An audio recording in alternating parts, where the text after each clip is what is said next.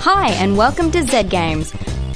Recorded live at 4ZZZ Studios in Brisbane and broadcast nationally over the Community Radio Network, Z Games brings you the latest gaming news, reviews and interviews from across Australia and around the world.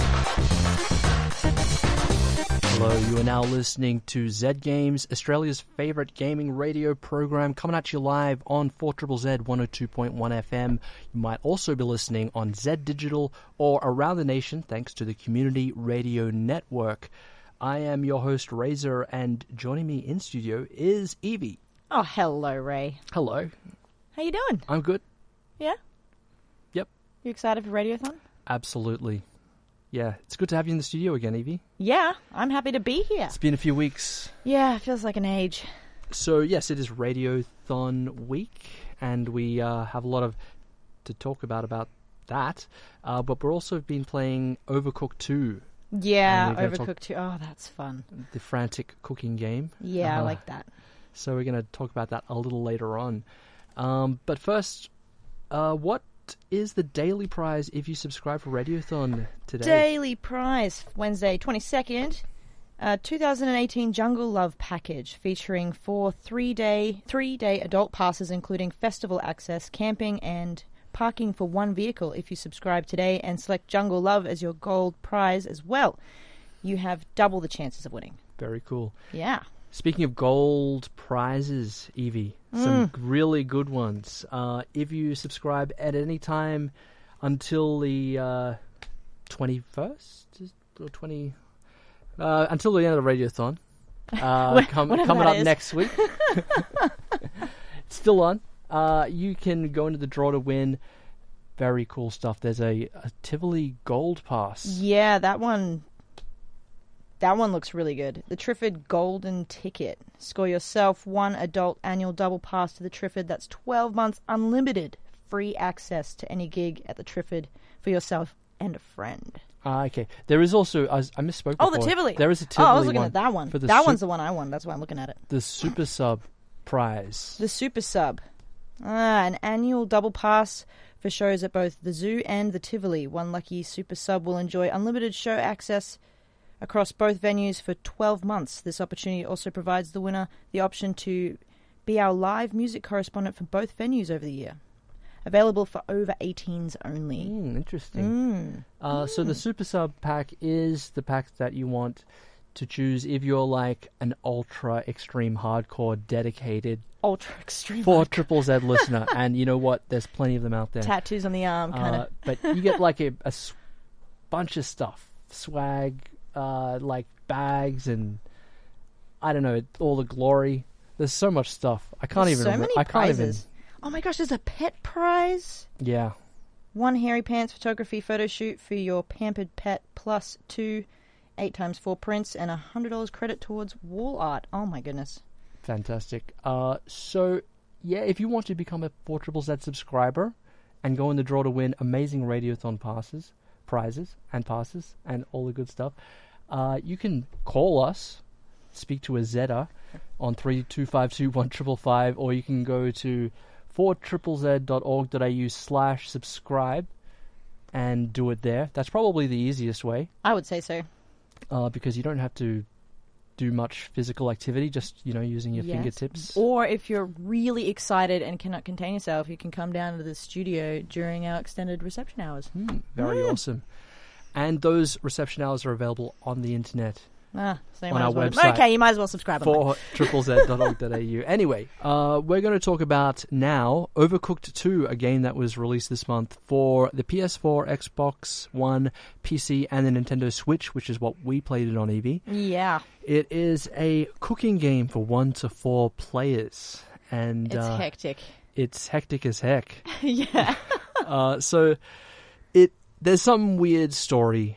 It's like some crazy story about like this onion king in his onion kingdom, and there's like some kind of bread zombie plague. The unbread. Which is hilarious. There's a lot of puns and a lot of funny little cartoon characters going around. I love it.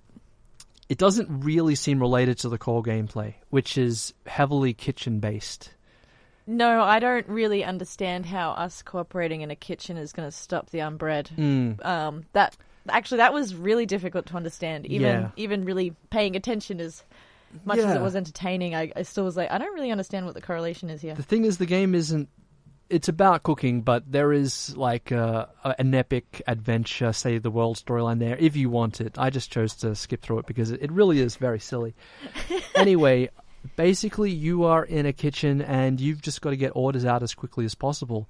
You're a little tiny chef, and as the game progresses, you can be different characters. You start off with a dude with a beard and a guy with glasses, but you can unlock cute little girl chefs. You can unlock a cute little cat, a raccoon, other crazy animals and stuff. I think I saw like a wolf or like a dog-like thing as well.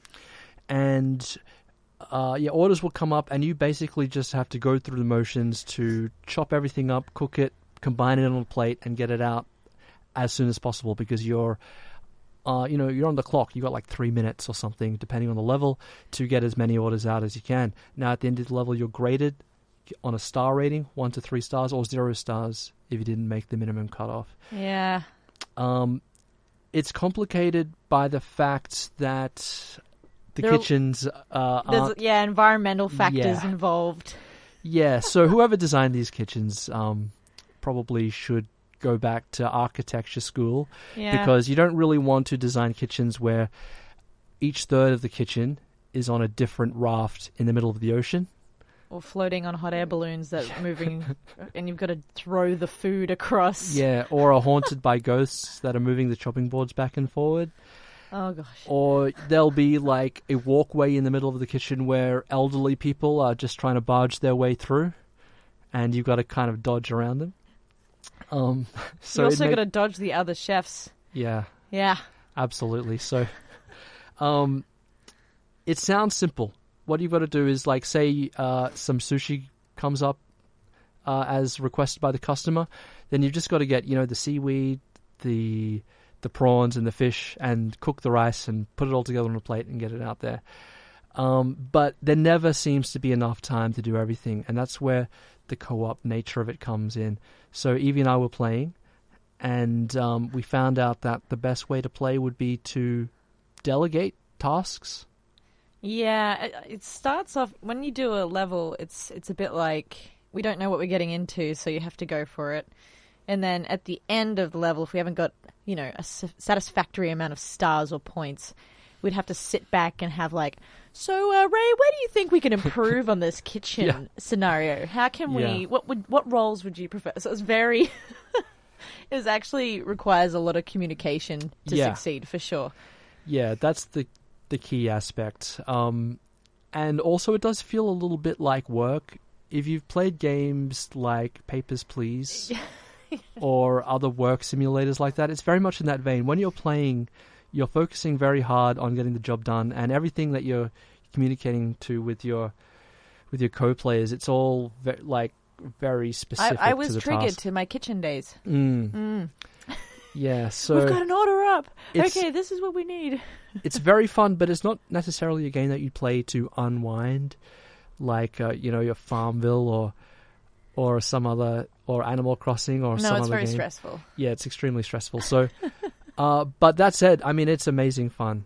It's an absolutely essential co-op couch game. I think if you've got like a bunch of players, who are all keen to fight against the clock. It's probably one of the best cooperative games I've seen in a while, actually, because it's sort of, everyone has different roles. Those roles can rotate. You can actually delegate roles however you want. Everyone has the same abilities, so it's not like, you have a different character for different sets. You're all the same. You're all chefs, and you've all just got to work together to get these orders out. It's very simple, but because of the environmental factors and also, if you're not very good at time management, because there are time management elements, that can be a downfall. And then, like Ray last night, burning half the kitchen down a couple of times. So you've got when the difficulty ramps up is when the dishes become more complex. So you start off doing simple things like chopping up tomatoes and combining it with cooked pasta and then just throwing it out there. But then you'll have like very complicated dishes where you have to chop and cook beef, cook rice, and then like chop and cook fish as well, and combine them all together in different combinations. And if you don't manage the stove, things will catch on fire.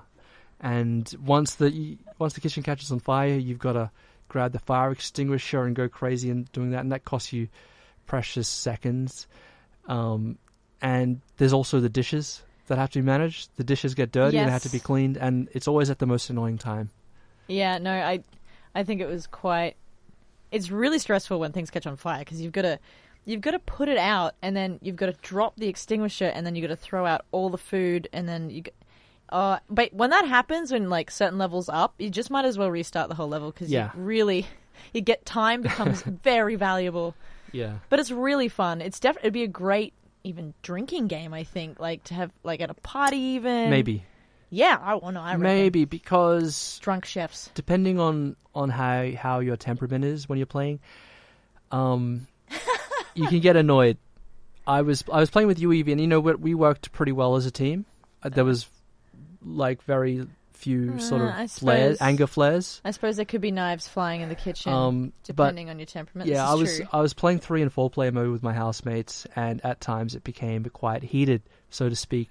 And especially when there's one player who's consistently letting the team down, or if there's one person who doesn't want to listen to instructions, or if they think they're the leader when really, someone else is trying to lead. This game gets personal. Yeah. So it really, it's one of those games like that can bring out certain aspects of your personality that aren't normally there.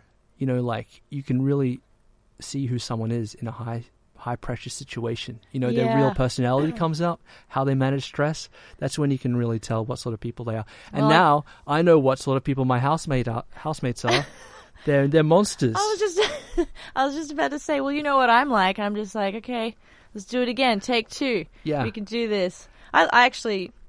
I think that's probably why I enjoyed the game so much, is because I actually work really well under pressure, especially time constraints. If I've got to do a lot of things in a short period of time, I can bang it out, So we reviewed Overcooked 1 on the program a couple of years ago, and we had a really good time with it. What's new in Overcooked 2? There's not that much. The main thing is you can now throw items across the kitchen, which comes in handy when there's a large gap in between you and the other side of the kitchen. You'll know more about that when you start playing. Like, just chasms will open up, and all of a sudden, all the fry pans are over on one side of the kitchen, and it'll be 30, 40 seconds before the two sides of the kitchen converge again, and it's really good to have that throwing ability.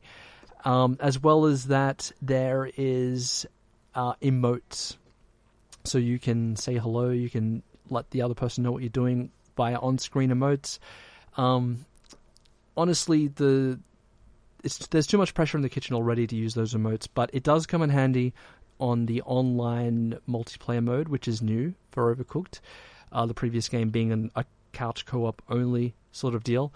I had a go of it, but it's really intense, and without the communication factor, without being able to be next to the person you're cooking with, it becomes terribly frustrating. I was going to say that would be really difficult, because the amount of talking that we had to do to succeed was quite a lot. Someone calling out what, because you can't always be checking that top left screen to check what order's up. So someone has to take, like, that has to be a delegated role going, this is what we need next, this is what we need next, sort of thing. Absolutely. I found it in other Nintendo games, for example, Mario Kart, it becomes a different game when you're unable to communicate with the people you're playing against.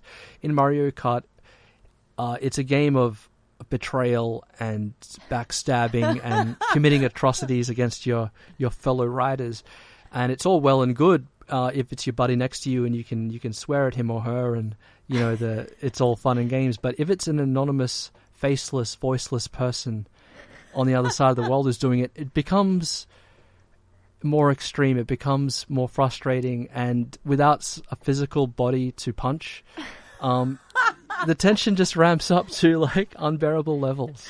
Wow. So I think I've discovered what kind of person you are too, Ray.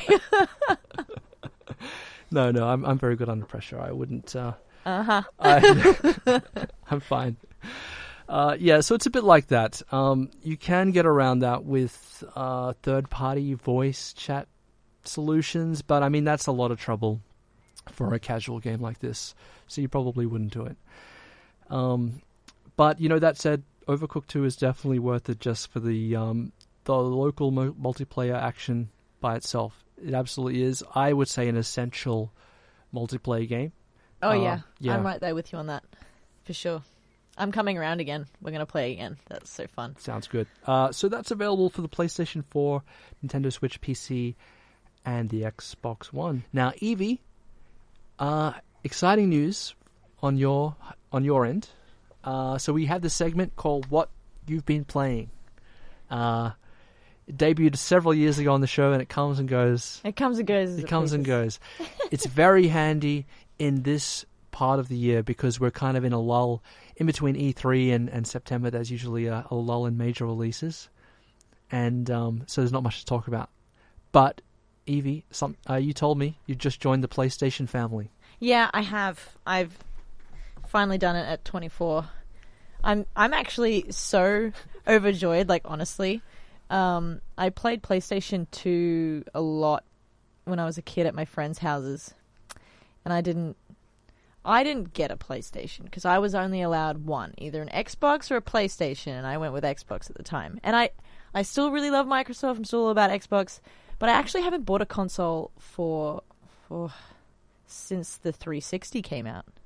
So I haven't really been playing much, and I feel like a little bit left behind because I got a desktop, I got a PC, a gaming PC, and I've just loved that universe so much. Yeah. And then I went back to the console and thought, no, this Spider-Man game's coming out in September, and Spider-Man is my spirit animal, so I've got to get a PlayStation. Okay. I've just got a little editorial note. Zed Games is a non-partisan radio show. We don't favor Xbox or PlayStation or Nintendo or PC. Although, to be fair, PC is probably the best of all of them, if you ask me.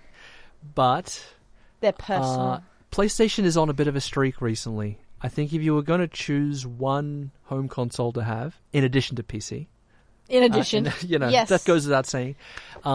It might be the PlayStation. It might be the Switch, depending on... The Switch is pretty cool, too. Your age and who's how many people you got around for multiplayer action. But PlayStation 4, it's a very compelling system. There's a lot coming out with PlayStation, which is the big reason that I decided, I'm going to get a PS4, was because they're remastering a lot of games that I played as a kid, and it's so nostalgic, and it's so wonderful to see them so vibrant, like Crash Bandicoot. Spyro's not out yet, but soon. That's very exciting. I've been playing Rayman Legends, which is that's just so pleasing, and I just feel all warm and fuzzy when I'm playing the games. And even I still really love Xbox. That was my first console, and I've been nothing but loyal to them for 24 years. I've been 24 years. Yeah, Microsoft. Are you sure about that? Well, no, Xbox. You might want to check. You might want to check your chronology there, Evie, with the original Xbox launching in 2001, I believe. Yeah, hasn't quite been 24 years. Well, but I was born with that in mind. Okay. I was born with Xbox in mind. But fair enough. Yeah, fair enough. So you've been playing some Crash Bandicoot, the Insane Trilogy. Insane Trilogy. Yeah, I'm still going through it. Yeah. I keep flicking around between games at the moment because I'm just having so much fun. Even Rocket League. I've just discovered Rocket League. Oh yeah, that's a good one. I love Rocket League. Soccer with cars. Yeah, on cocaine. It's insane. On what? Oh, we don't endorse. Those substances. It's absolutely crazy. Yeah. It's like soccer that's just like out of its mind. However, my soccer history, playing soccer growing up as well, has also come in like great handy with this game, except for the fact that the dynamics are obviously hugely different. But it's the same principle, which is really fun. Yeah. I mean, it essentially is just the game of soccer with a giant ball and vehicles. With NOS. Yeah. Yeah, with boosts. My favorite part of the game is the customizability of the vehicles. You can be the DeLorean. Yes. I believe. You got like 4 different Batmobiles going on there. Yeah, not just one Batmobile, but Batmobiles from different eras, which I Yep. greatly appreciate. My favorites, now that I'm thinking on it, not that this is an indulgent... They also just got out the Hang on. Jurassic World. Hang on, I'm still talking about my favorite Batman, Oh, God. Batmobile, Okay, sorry. I which just would got probably be Adam West's. Tangent much.